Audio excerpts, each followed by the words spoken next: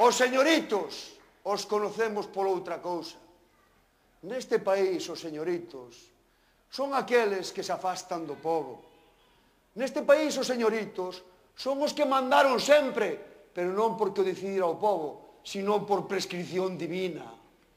Os señoritos neste país son aqueles que lles dá asco hablar gallego, ese idioma de los pobres. Os señoritos...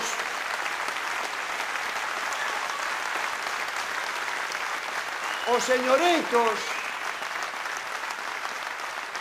señoritos neste país non perderon o seu tempo polas corredoiras, creando sindicatos de pobres, de labregos, de obreiros e de traballadores. Os señoritos neste país naceron nun despacho do franquismo para utilizar a democracia.